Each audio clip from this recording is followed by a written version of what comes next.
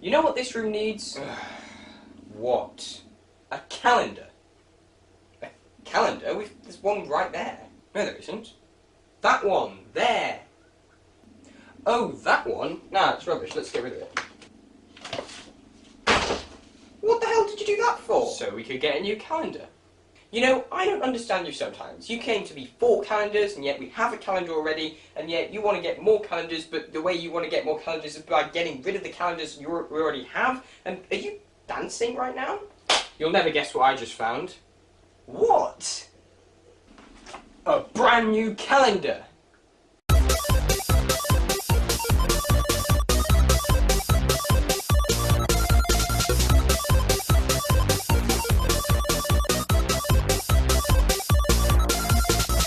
Hello and welcome to my not weekly show, the David Frankal Show, which is actually on time for once. Yes, I did originally plan to make a video now, it's just Train News 13 that's delayed, so Anyway, we just went to Hungary to do our yearly visiting the family, riding the trains, eating the langosh, etc. Then as a kind of last minute extra, we went to meet Dad, who just moved to Muscat about a month ago. So now I've been lobbying very heavily for the family to go to Dubai, because he really wants to go. So we went to Dubai, despite my initial objections of, you know, going to a country that's well known for its oppression of women, LGBT, and of course its use of slaves. But other than that, it was good, it was good. Dubai is a linear city, it runs along the coast, and it has a lot of skyscrapers, and I mean a lot of skyscrapers, and motorways, and taxis. Basically the city runs on taxis because it's so bloody hot and humid out in August that you can't really go outside, you just hop from air-conditioned building to taxi to air-conditioned building. There is also a metro system that's very large and automated and very modern but not very extensive. There's also a tram, which nobody uses, and a monorail, which is mainly filled with Chinese tourists, which takes you to the Atlantis Aquaverse, which I also really wanted to go to. So we went, and it was a big water park. There were some pretty scary rides that I was somehow convinced to go on. Not sure how. And there were, of course, the two big malls, the Mall of the Emirates and the Dubai Mall, the latter of which is right next to the Burj Khalifa, which is the world's tallest building as of 2011. Of course, we did go up. And we got a pretty good view. I mean, it was a pretty good view of Dubai, but it was a pretty good view. The flight down from Budapest to Dubai was with Wizz, and it went to Dubai's lesser-known Al Maktoum airport. Upon arrival, the air conditioning on board the Wizz airplane had a nervous breakdown. To save a bit of money on the way back, instead of using the direct Emirates flight, we opted for a Turkish Airlines connection via Istanbul Ataturk, a miserable pile of concrete pretending to be an airport. Oh, and the flight left Dubai at 2 AM, so we were absolutely knackered by the time we got back. Quite the adventure. For me, year 13 pretty much started at the moment we touched down back in Manchester. My main objective for my last week at home was to get a start on my EPQ, which is a 5,000-word answer to the question, is the Manchester Metrolink the right solution to Manchester's transport problems? That on top of the massive pile of homework I was given from my various subjects, so I was definitely kept on my toes. Of course, when I have 1 week with a lot to do, I tend to naturally overestimate the amount of things I can actually do in that time, and that's why Train News 13 is a temporary casualty, although I am still hoping to get it out for Sunday the 9th of September. After that though, again with EPQs, university applications and A-level work, I'm not going to make many promises about how frequently I'm going to be able to upload. One thing I can promise is that project that Duncan and I made, or finished last June, which I am finally going to announce at the end of this video, so stay tuned. David, have you heard the news? They've made a massive breakthrough with Brexit negotiations. Really? No.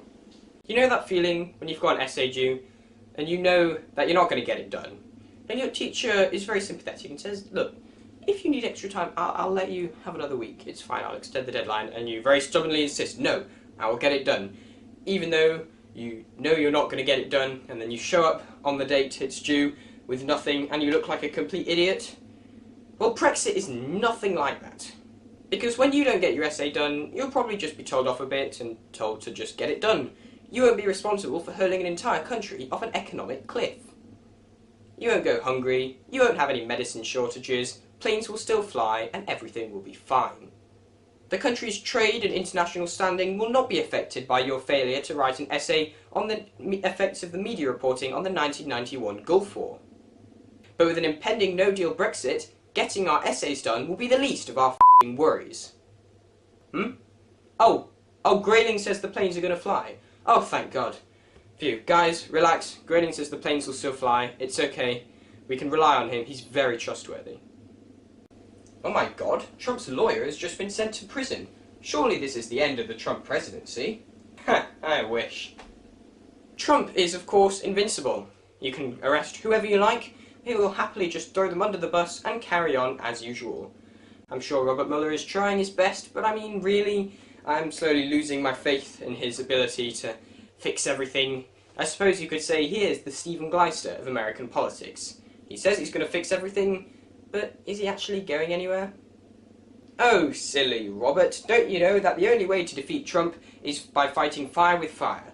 Fighting Trump with Twitterants. Just look at Adonis, who single-handedly stopped Brexit with his use of Twitter.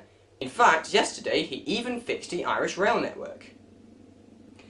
Now, I hit 1,300 subscribers at the beginning of June, but since the end of July I've kind of been stuck at the 1,370 mark. If only there was something I could do to get me a bit more popularity. I've got an idea. No, do you want to box me at a pay-per-view event in like 2 years? What's that? We have to have a rematch? Oh, how very awful. Quick note about Explanations with Ellie, for any of you who are wondering where it went. We decided that there's only so many times we can do the same gag, so we're going to try something new in a bit. So Ellie will return soon. Eventually. So anyway, the thing I'm trying to do... Do your homework! Looks like that's all the time we have today. But before I leave, I've got just enough time to make this announcement. No, it's not the David Frankal Show Live. It's a pair of documentaries that Duncan and I have made. The first one was developed alongside my EPQ and is called The History of the Metrolink, which is all about, well, it's in the title. The second one, which you might find a little bit more exciting, is a two-parter inspired by a classic Londonist series. It's Secrets of the Metrolink. Coming soon. Stay tuned. Thank you for watching, and please subscribe. And this week's train spot of the week, 185123, with a northern service to Manchester Airport, leaves Heald Green.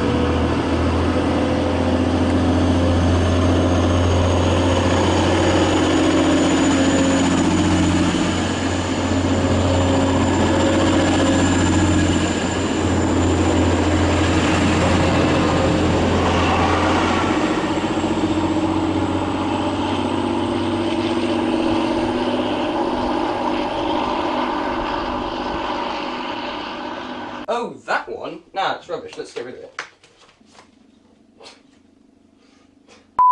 What, that one? Nah, it's rubbish. Let's get rid of it.